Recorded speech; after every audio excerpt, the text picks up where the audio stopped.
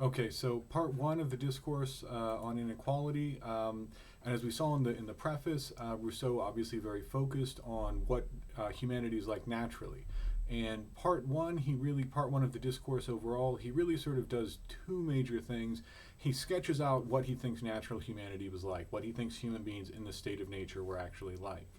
And then, not as consistently, but in many ways just as importantly, he also, in different ways, responds to the expectation that many of his readers would have, and probably that many of us would have, that, well, things in the state of nature must have been worse. When you think about human beings living before any society, before any civilization, sleeping under trees, on rocks, eating, raw meat, having to fight off wild animals and capture them and eat them and so on, eating, berries and whatever. It must have been terrible. Certainly his readers, he clearly thinks his readers are expecting that, and they'll think that civilization is clearly much better. And probably many of us think the same thing. There are, again, largely because of the influence of Rousseau, there are, certain ideas now that people have that, more primitive, or in the past things were better. But still, probably most of us think that if we went right back to the very beginning of actually living in the wild with no civilization at all, we would consider that to be a much worse state than the one that we're in now.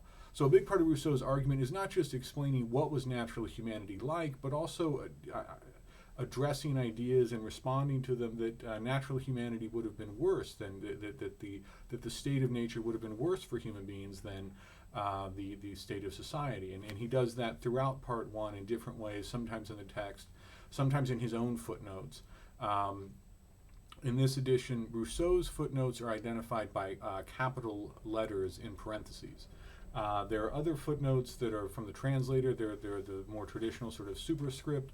You don't have to read those. Some of them are useful, some of them are not. But Rousseau's own footnotes, you should definitely read. And again, those are identified in this translation, the Penguin Classics edition, by capital letters in parentheses in the text. So always go and read those, especially one that we'll focus on in this particular lecture. So in part one, Rousseau is basically explaining, again, what natural humanity is like, what human beings were like in the state of nature. Many of his examples, because he says there really is no example of pure natural humanity anymore. We can't go and find anybody living a completely solitary, isolated life in the woods and in the wilderness, as he suggests. That's the way that human beings lived at the very beginning by nature. We can't really find that, but we can find, again, what he calls savage man. And again, remember, when he refers to people as savage or as savages or as savage man, that's actually, first of all, what it means in general for him is sort of neutral. He just means people living in a sort of not fully civilized situation. Again, usually, it maybe sounds bad. Oftentimes when we hear people referred to as savages, the idea is they're not civilized, they're violent, they're cruel, they're not civilized in a bad way. Rousseau means it in the first place just in a neutral way, just people who lived before outside of society, or in a very primitive state of society. And as we see, he thinks that this was actually better. So he's actually very positive about this. But again, when he says, we really don't have anybody in the pure state of nature, but many of his examples he focuses on savage man and on stories, travelers' tales and so on at the time from people who lived in, whether it's Africa or the Americas, European travelers who had gone and had found people living in what is a much closer, Rousseau thinks, to the state of nature. And so sometimes he uses examples from these things. Who knows how reliable some of these stories are, but he doesn't focus a lot on the sort of lurid or really dramatic aspects of this. He mainly focuses on certain aspects of, again, how healthy they were and things like that. So again, when he talks about natural humanity, he doesn't have a lot of contemporary examples. He does have some contemporary or near contemporary examples. He thinks, again, who knows how reliable all of these stories are, but he does have some near contemporary examples of savage man, people living in this sort of intermediate state, no longer in the state of nature, but not in society yet, no real private property. Things have not developed in the way that he talks about in part two of the discourse. And actually this savage state, Rousseau says, is really the best. This sort of in-between where there is some sociability, there are families, people are living together, but they're still relatively free, relatively equal. Private property hasn't really taken over. A real hierarchy hasn't really developed. And he says, the savage state is actually the best, and those are the examples that he uses. So in any case, part one sort of begins a brief discussion in the text, a longer discussion in Rousseau's note C, of possible changes in humanity's organic system, as he calls it, animal system over time. He considers, for instance, whether human beings have always walked on 2 feet. Was there a time when we walked on all fours? Obviously, he's thinking of things like evolution. He doesn't really dwell on this a lot. He says that's not really what I'm going to focus on. That's not really what I'm talking about here. That's only so important. One of his important things that he goes on and argues is the natural condition is one of plenty, not scarcity. So again, against Hobbes, he says the state of nature is not a state of war of all against all. But part of the reason that he argues that is that in the state of nature, remember for Hobbes, one of the causes of conflict in the state of nature is competition. People are fighting over scarce resources, food, water, possibly shelter. So Hobbes says that's one of the reasons that people fight is simply because they're fighting over resources. Again, competition, as he calls it. And Rousseau says in the genuine state of nature, before any society, Rousseau says that the natural condition is actually one of plenty, especially for human beings, not scarcity. So Rousseau says there wouldn't be any conflict. People wouldn't be fighting over the last rotten apple because there would be apples all around. And if there aren't apples, there are walnuts. And if there aren't walnuts, there are mulberries. And if there aren't berries, then there's a rabbit you can go and catch. So Rousseau says in the natural condition, in the state of nature, there was plenty of food for everybody. Plenty of water, and that's really all that people needed was food and water. They didn't need shelter. They were very hardy. So he says, the natural condition is one of plenty.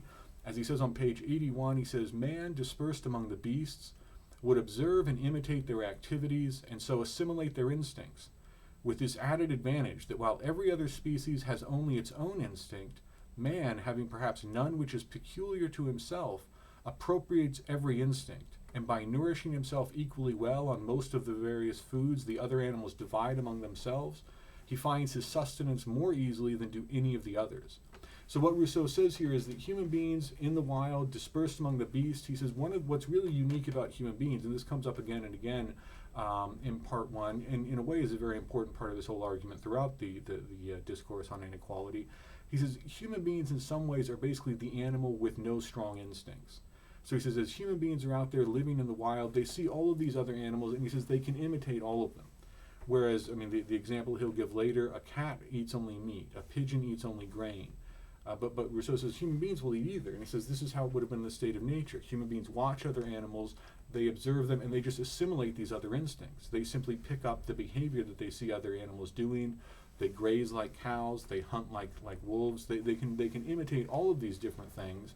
And again, he says, maybe there are no instincts that are peculiar to human beings, other than, again, these two he identifies in the preface, the desire for self-preservation and natural pity. But beyond that, he says maybe there are no instincts. But that's very advantageous for human beings because that means they can do all kinds of things.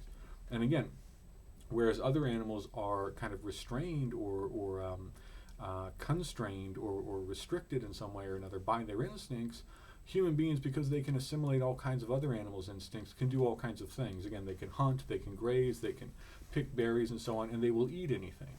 So he says, again, it's actually very easy for human beings to survive in the state of nature because they are omnivores. They'll eat anything. They'll imitate other animals. It's not like they'll only hunt at day or at night. It's not like they'll only eat this type of food or this type of food. They'll do anything. So he says, there's plenty in the state of nature. No one's going hungry. He says natural human beings, very hardy, very capable from living in the wild and from necessity. And he basically goes on, he considers, again, one of the things that we may think about when we think about human beings in this state that Rousseau is describing, it would be terrible. I mean, you're living out, you have no clothes, so you're just naked, you're living in a field somewhere, no shelter, and you have to not only run around and catch your food or eat it off the ground or whatever, or pick it from a tree if you find it, but you also then, of course, you come upon wild animals, and then they're going to eat you might think. But Rousseau says, no, that's not true. And he says natural human beings are not aggressive, but they're also not timid. He says beasts of prey are no real threat to human beings as they existed in the state of nature. He says they would have been quick enough, fast enough, hardy enough, violent enough if they needed to be, not naturally cruel, but if they needed to be, they could have fought off other animals. And he says other animals would have quickly learned that human beings aren't worth the trouble of trying to hunt, trying to attack. And he goes into some detail about this, and he says, again, it's hard for us to imagine. The last thing we would want is to have to take on a bear or even a coyote on our own in the state of nature, but he says if you live out in the state of nature all the time and you're used to that, he says that senses would be much better developed, human beings would be much quicker, they'd be able to fight things off or use weapons at hand, maybe pick up a rock or something. So he says, in fact, other animals are not hunting human beings, so human beings don't need to worry about that in the state of nature. Human beings don't need to be especially afraid of other animals. They can run, they can fight them off, they can do all kinds of things, and again, other animals learn soon enough. It's not really worth attacking human beings. So he says beasts of prey are not really a threat to human beings in the state of nature. He says the only real threat to human beings in the state of nature, the only real threat to natural man is infancy, because obviously when you're a baby, it's hard to run away from anything or fight it off when you're a 3-month-old or something. But he actually says human beings are relatively well provided. It's mothers can carry the children and still run and still pick food and so on. And overall, he says they're relatively well provided for. Old age, he says, it's obviously as you get older, you're not going to be able to fend for yourself as well. But he says that's inevitable. All animals suffer from old age, and he says it's relatively painless. And illness, and he says, of course, you might also think, well, sickness. How terrible would it be to be seriously ill in the state of nature with no medicine? But he actually argues, and this is, again, it's something he comes back to a few times in part one, he actually argues that illness occurs in civilization and is really caused by civilization. And he sort of says, regarding sickness and so on, he says, I'm not going to repeat the sort of dismissive comments about medicine that people make when they're healthy, kind of, in other words, suggesting that when I'm sick, I will go to a doctor. However, he says, if we really think about human beings in the state of nature, what that would be like, would they be healthy or sick? And he really says, again, civilization is the cause of our illness. It's not that we're healthier in civilization because we have medicine. We're much more prone to sickness. We're much sicker in general in civilization because of the way that we live, because of how unnatural it is. So as he says towards the bottom of page 84, he describes life in society, life in civilization.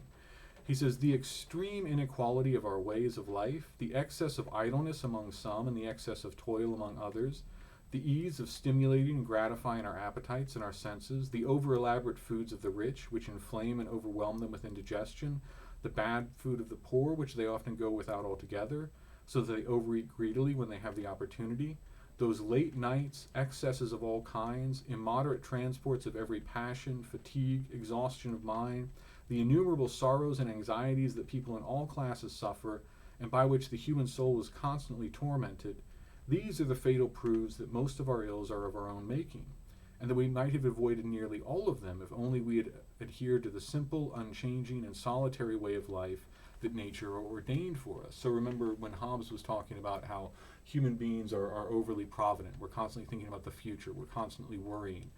We're constantly, of course, Hobbes really focused on the future.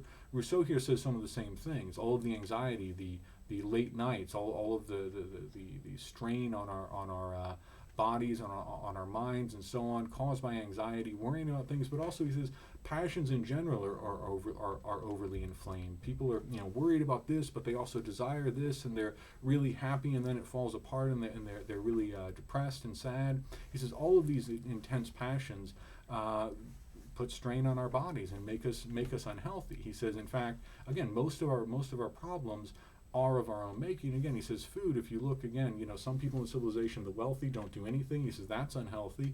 But he says the poor work all the time, and that's unhealthy too. He says the wealthy have these very rich foods, and they eat too much, and that's unhealthy. He says the poor have very low quality food, and oftentimes they have to go without it altogether. And then when they can eat, they overindulge, which obviously isn't healthy. So he says all of these things are really the cause of nature, the cause of sickness. And he says none of these things are natural.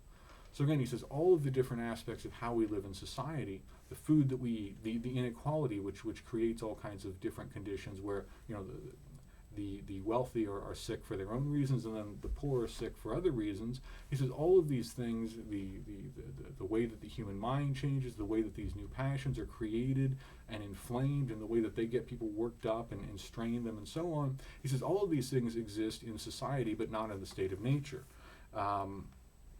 So he goes on and he says, if nature destined for us to be healthy, I would almost venture to assert that the state of reflection is a state contrary to nature, and that the man who meditates is a depraved animal. So here he says, in fact, again, it's not just the food, it's not just things like that. He says reflection in general. Human beings who think, he says, it's like being a depraved animal. And here we see obviously a huge departure from Plato, from Aquinas, people who thought that there was, first of all, that thinking was good, that knowing was good. Obviously a huge change from that. And even Hobbes, in a way, was sort of, again, knew that people worried and was sort of not entirely, not nearly as impressed with reason as Plato or Aquinas. He didn't think that, reason was going to tell us how to live.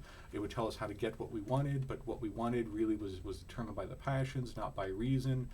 So Hobbes sort of lowered or demoted reason in a lot of ways, but still was sort of not necessarily saying that reason is bad or a sign that we're depraved. Rousseau goes much further and says reflection, thinking, knowing, all of the things, again, not just wealth, not just fancy food, not just some of these things that make us sick, but he says all reflection, all meditation, all thought. So many of the things that obviously his society, the civilization of the Enlightenment, but many of us today as well, they were so proud of. Rousseau says makes us unhappy, it makes us miserable, and if anything, it's a sign that we're just a depraved animal. So again, with Rousseau, in many ways, there's a massive turning point in Western civilization as people start to turn against society and say, maybe there's something fundamentally wrong here. Maybe what we thought was good and what we were celebrating as progress, maybe in fact there are very bad things about it. And again, maybe this goes to the very root of what we've always thought it meant to be human, what it meant to be distinctly human: reason, philosophy, thought, reflection, simply being self-aware, thinking about things, trying to understand the world, using thought, using reason. Aristotle famously said there's a natural desire to understand. Again, obviously you see it in Plato, you see it in Aquinas, reason telling us the way that things should be, reason, philosophy, thinking being the highest human activity. Rousseau sort of, in a way, not in a way, sort of comes out and very much rejects all of that and says, in fact, if nature wanted us to be happy, we would be happy if we weren't thinking. That's what happiness would be if we were still living in a field somewhere, eating some berries, and then taking a nap. So that's what happiness is. You're not worried. You're not consumed by passions. You're not anxious. You're not desiring something you can't have. You're not depressed because you lost something you wanted. He says no. Happiness would be still living in a very close to animal state. So again, not only critical of civilization in the sort of terms of inequality or luxuries and things like that, though he is obviously very critical of those things, but goes even further and says maybe reflection itself, maybe thought itself, maybe the human being as a self-aware, reflective, thinking animal, maybe that means that not that human beings are better than the other animals, but that we're somehow worse, that we're depraved, and that nature intended us to be one way, but we've gotten away from that and therefore made ourselves worse, made ourselves sick, made ourselves unhappy. These ideas would have just enormous influence after Rousseau, still obviously continue very much to this day.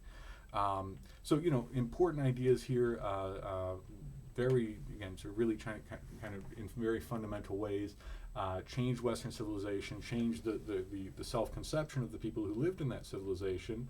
And Rousseau goes on then and says, not just that, again, that medicine would not be necessary for savage man, for natural man, talks more about human beings' physical condition and nature. And then he goes on and finally he sort of gets to what he sort of calls almost the metaphysical and the moral aspects of human beings, even natural human beings. And he basically goes on and describes, as many people did at the time, he says all animals, he describes them as machines, created by nature to pursue their own self-preservation. So he says, all animals are basically kind of like machines. They're set up by nature to run in a particular way. And what are the instincts, but basically the sort of the instructions for the machine, the blueprint for the machine that makes it run in a particular way. And what is it doing? What kind of a machine is it? What is it trying to produce, or what is it trying to do? It's trying to achieve its own self-preservation. So he says all the other animals, again, just machines running on their own, just like any other machine, just seeking their own self-preservation. Eating, running away from things that might eat them, sleeping occasionally, reproducing. But he says, most animals are again, just like machines. He says humanity alone has this sort of different ability, and it's not reason.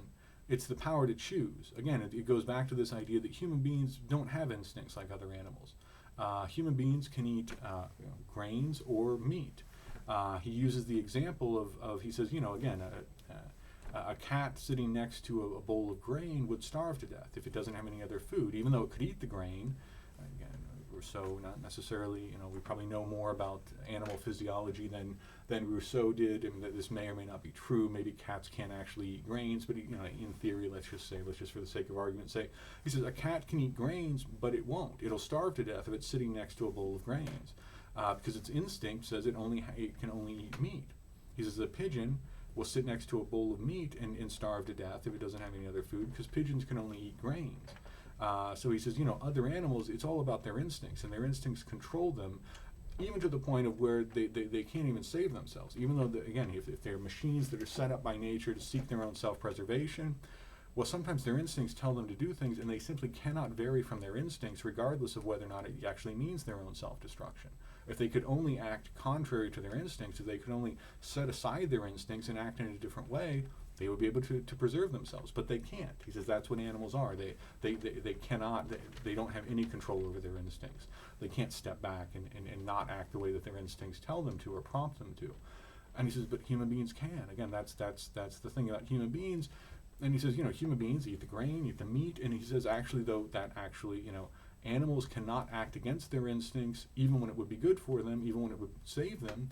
He says human beings often act against nature, against their instincts, in a way that's actually bad for them. So he says, human beings will eat anything, and in fact, human beings will eat when they're not even hungry. And of course, they sort of create dishes, they season meats, they create sauces, they cook things in a way so that they eat when they're not even hungry, and in fact, that's unhealthy for them. So he says, whereas other animals cannot deviate from their instincts, even when it would be good for them, he says human beings can kind of ignore their natural instincts, even when it's bad for them to do so, and they'll overeat, and they'll eat when they're not hungry, and they'll eat foods that are actually bad for them, and so on. So he says, human beings all over the place eat anything. Again, only human beings have the power to choose, and he says, in a way, not just in the case of food, but he says, in general, this is sort of what's metaphysical or moral about human beings, or even spiritual, as he puts it, this ability to choose, this ability to sort of, not just blindly or automatically or unthinkingly follow instinct, but to have some power of free will, to be in some ways a free agent. And so he says, all animals have ideas. They associate these ideas. They can understand cause and effect, just like Hobbes says.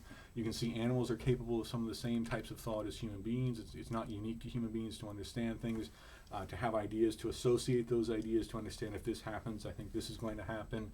You see the same thing in animals. Rousseau says this as well as Hobbes. And so Rousseau says, thus, it is not his understanding which constitutes the specific distinction of man among all other animals, but his capacity as a free agent. Again, he says it's not an intellectual capacity that distinguishes human beings, because animals have that same capacity. It may be less developed in them, but they have the same ability to conceive of ideas and to relate those ideas to one another, and then to sort of act based on that. He says what makes human beings unique is their ability to be a free agent. Their ability to say, I'm hungry, but I'm not going to eat that, or more frequently, Rousseau says, to say, I'm not really hungry, but if I put some of this sauce on this, it will be good and I'll eat it. Or I'm not really hungry, but I know that tastes good, so I'm going to eat it. But obviously there are other situations as well where human beings can sort of make decisions and act in a way that isn't simply a matter of instinct. And Rousseau says, again, that's what's unique about human beings. And he goes on, he says, these are difficult questions. They may allow for some disagreement. And then he comes up with this idea, the faculty of self-improvement or perfectibility. He says that's clearly uniquely human. This translation, I think, says self-improvement. Sometimes it's translated perfectibility. This idea that because human beings are not sort of controlled by their instincts, because they do not have especially strong instincts, which they can't escape from, they can therefore sort of perfect themselves, improve themselves, but just change themselves. There's also no natural end for human beings, so in a way, perfectibility is somewhat misleading, or at least ambiguous, but he says, human beings can keep changing over time. Other animals cannot, and he says this applies to the individual as well as to the species. He says, a human being at a year old is nothing like a human being at 5 years old, and a 5-year-old human being is nothing like a 10-year-old. 10-year-old is nothing like a 20-year-old, and so on. He says, a puppy, a puppy when it first is born, it's a little shaky and it's not, but after a few weeks, a puppy is basically the same as a full-grown dog. It's not like it changes dramatically like human beings do over the years. What it's doing as a puppy is basically the same things that it's going to do as an adult dog, whereas human beings, again, 1 year, 5 years, 10 years, 20 years, the difference between 20 years and 40 years old. very different. Human beings keep changing over the course of their life, he says. And he says, in fact, that's why you also see human beings can become senile. At the end of their life, maybe they forget how to do anything. They just simply lose their minds. He says, you never see that with animals. You see animals get weak, but you never see them somehow forget to be a dog, or, you know, I can't feed myself. I'm a dog, but I'm senile. I don't know what's going on. I'm just going to sit here and, you know, stare. I mean, he says, no, the human beings do that. Other animals don't.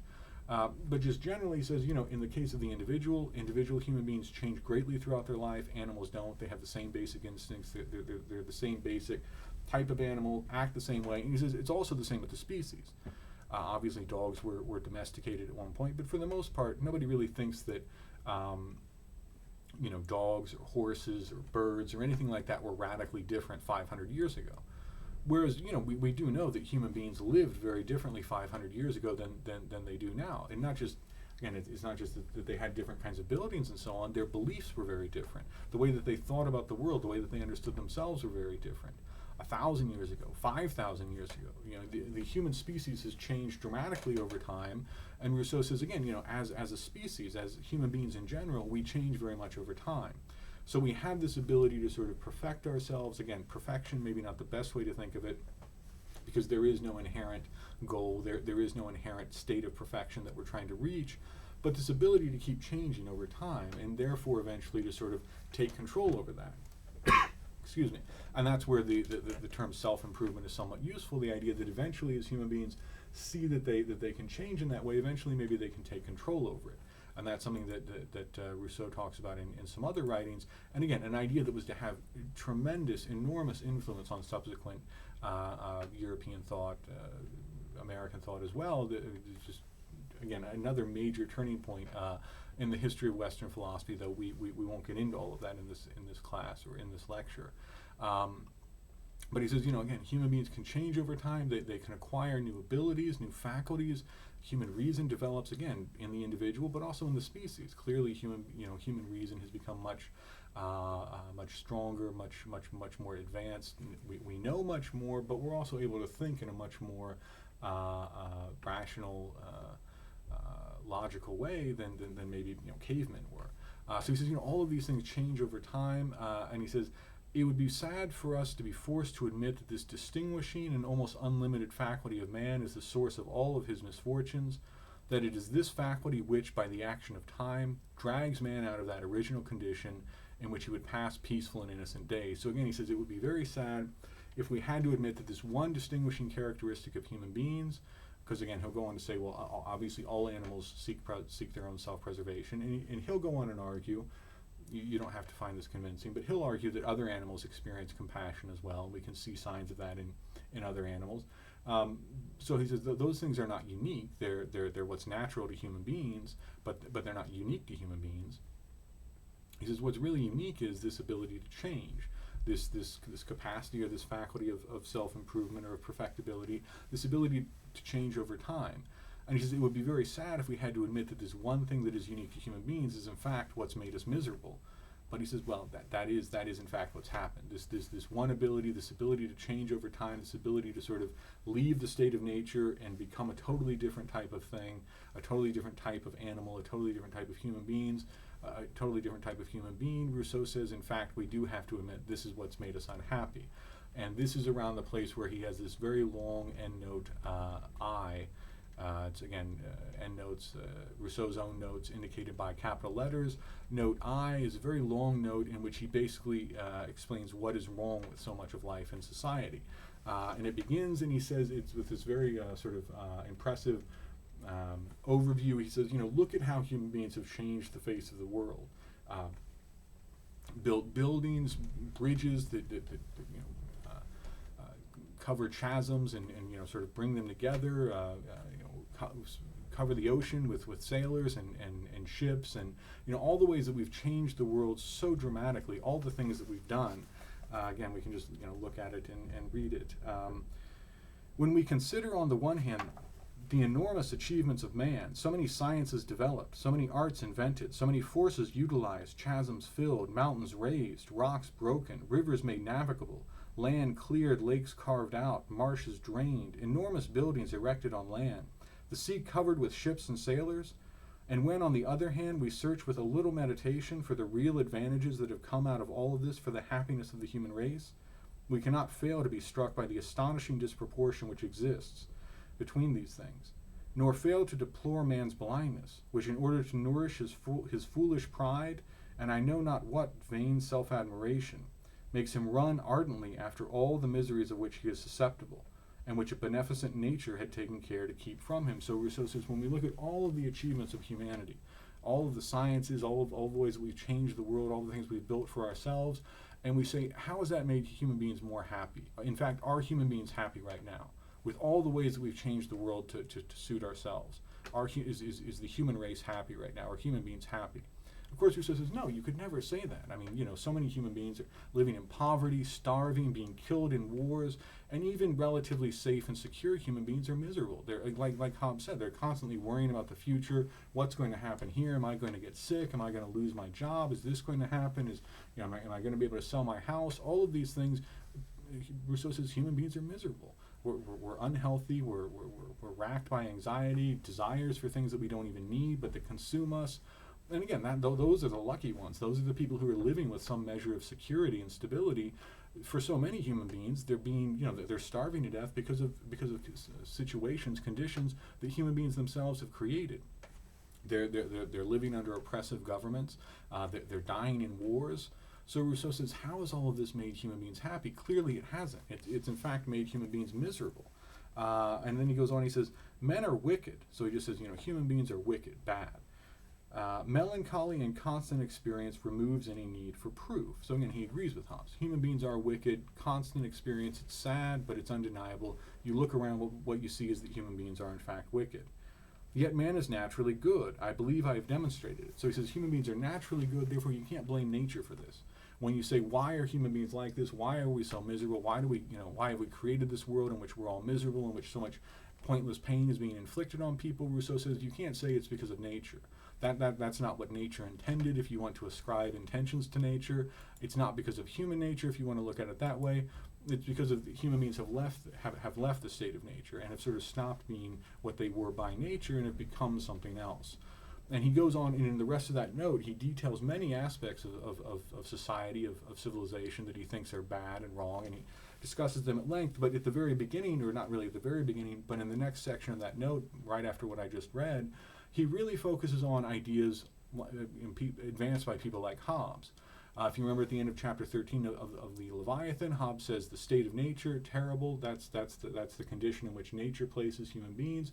But remember, Hobbes says there are ways to get out of it, and he says our passions make us want to get out of it because we realize this is terrible, and we want a better life, or life period, not to be killed tomorrow.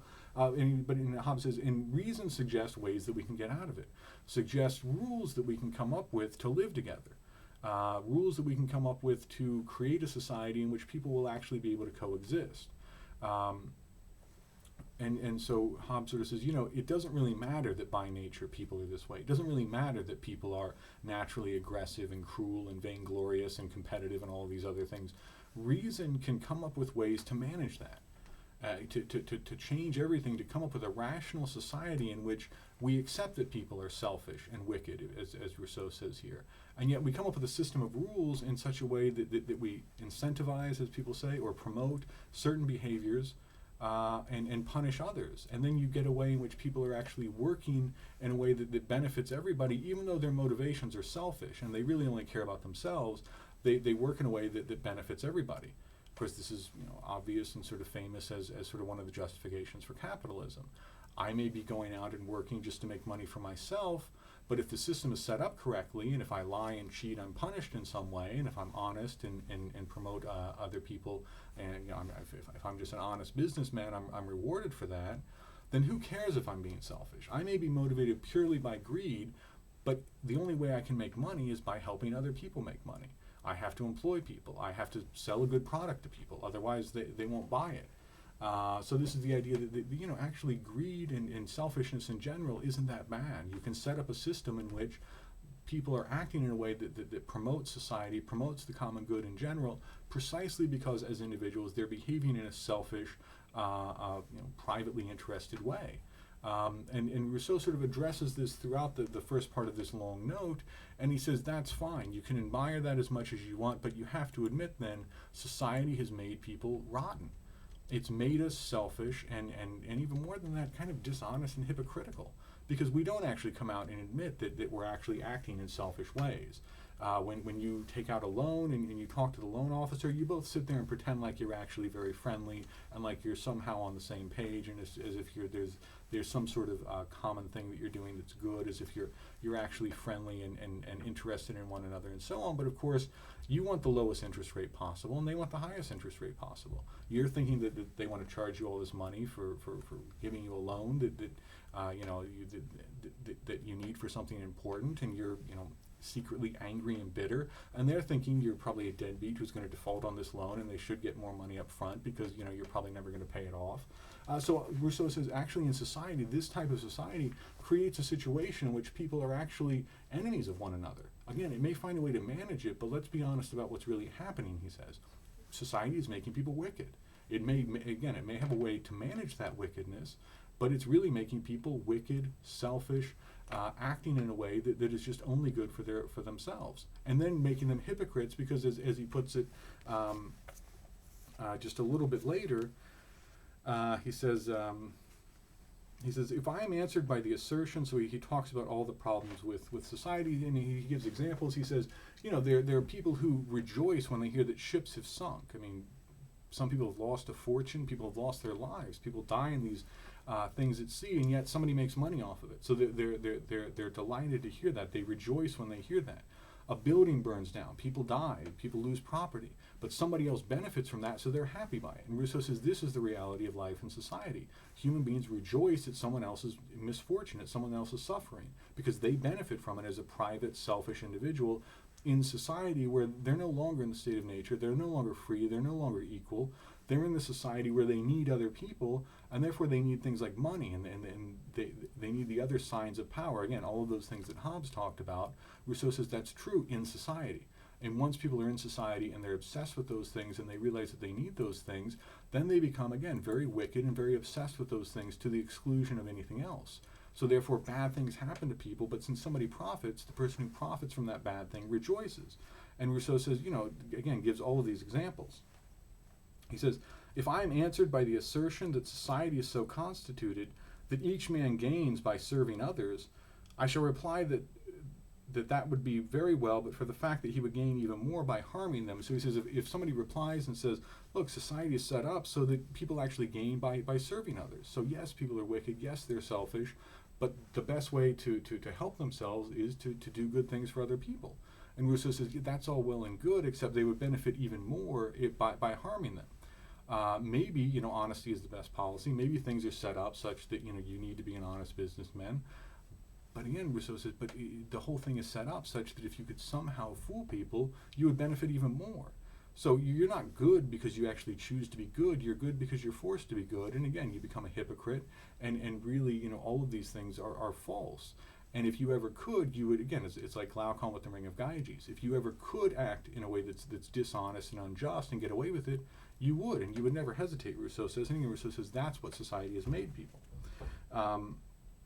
He says, there is no profit so legitimate that it cannot be exceeded by what can be made illegitimately, and an injury done to a neighbor is always more lucrative than any service. So again, if you can somehow, it's always more lucrative, more beneficial to you as a selfish private individual to take from someone else, to harm somebody else and benefit from that than it is to help them. And he says, the only problem that remains is that of finding ways of assuring one's impunity. And this is the end for which the powerful use all their strength and the weak use all their cunning. And again, we're back to the idea, Glaucon's speech, his whole argument that justice is not good, it's cared for only because you can't get away with injustice. And Rousseau says exactly, again, that's not nature like Glaucon said, that's not what human beings are like naturally, but in society, yes, that's exactly who they are, and that's what society has made them. So again, he says, again, it's just like Glaucon said then.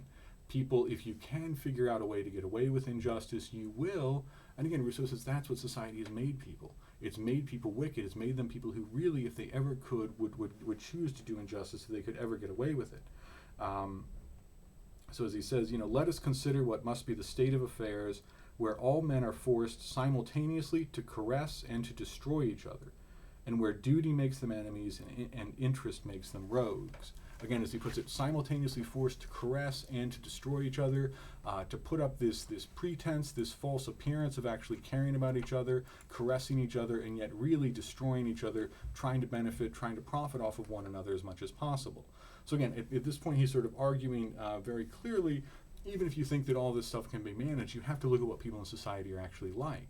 And you have to see that society, civilization, has made people much worse than they ever would have been naturally.